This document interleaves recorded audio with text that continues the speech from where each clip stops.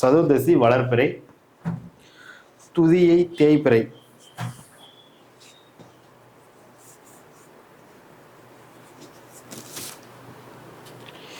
சதுர்தசி வளர்பிறை, துதியை தேய்பிறை. ஆமாங்க. இதுல வந்து பிறந்திருந்தாங்க. அப்ப சதுர்தசி இதெல்லாம் பிறந்தாங்கன்னா அந்த கார்னர்ல இருக்கக்கூடிய ஓகே ஓகே கட்டமே புதுசா போடலாம். ஆமா சரி.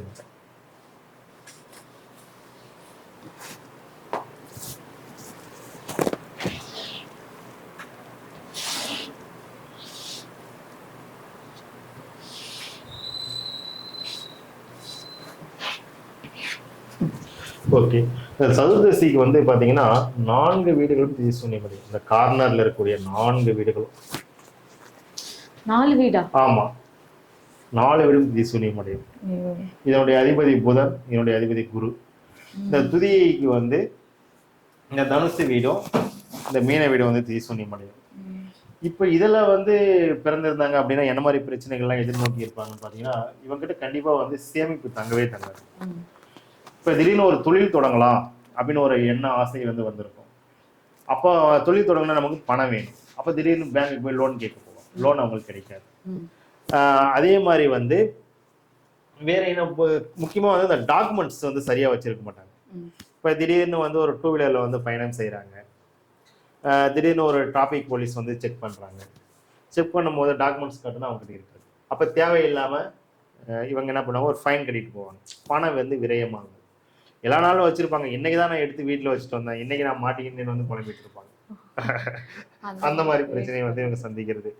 சரியான ஒரு சர்டிஃபிகேட் மறந்துட்டு போகிறது, ஐடி கார்டு மறந்துட்டு போகிறது, இது போன்ற பிரச்சனைகள்லாம் இவங்க சந்திச்சுப்பாங்க. அதே மாதிரி சரியான நினைவாற்றல், பேச்சாற்றல், எழுத்தாற்றல், இதில் வந்து அறிவு சார்ந்த விஷயங்கள் இதெல்லாம் வந்து இவங்களுக்கு ஒரு கொஞ்சம் பாதிப்பை வந்து அடைஞ்சிட்டு இருப்பாங்க. இதில் ஒரு தடை தாமதத்தை வந்து இவங்க குழப்பத்தை வந்து சந்திப்பாங்க.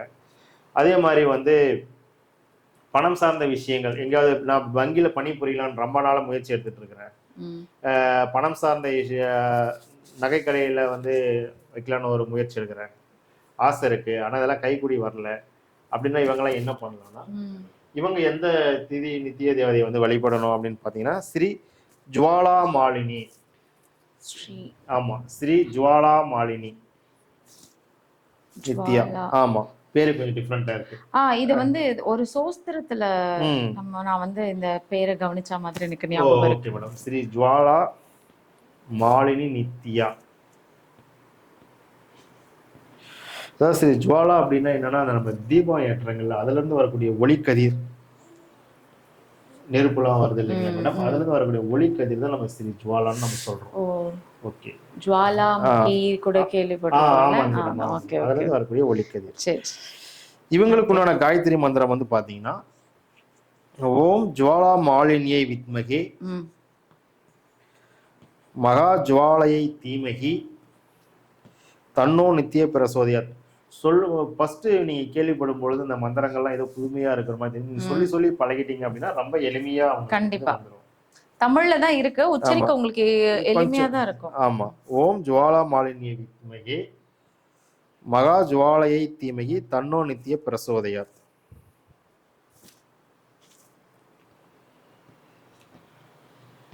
இவங்களுக்கு உண்டான நைவேத்தியம் நம்ம என்ன பார்க்கணும்னா, சத்து மாவு உருண்டை அல்லது சத்து மாவு கூழ் மேடம். சத்து மாவு உருண்டை எல்லாம் கூழ் கூட நம்ம சொல்லலாம், அது பண்ணிக்கலாம். பூல வந்து நம்ம செவ்வரளி பூ வந்து பயன்படுத்திக்கலாம் மேடம்.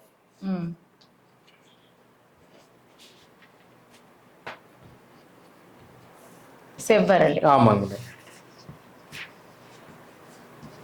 பொதுவாகவே அம்மன் வழிபாட்டுக்கு இந்த மாதிரி செவ்வரளி. ஆமாங்க மேடம், பொதுவாகவே வந்து நம்ம செவ்வரளி பூ வந்து எல்லா நித்திய தேவதைக்கு நம்ம வந்து பொதுவாகவே பயன்படுத்திக்கலாம் மேடம். நல்ல கேள்வி சொன்னீங்க, கேட்டீங்க.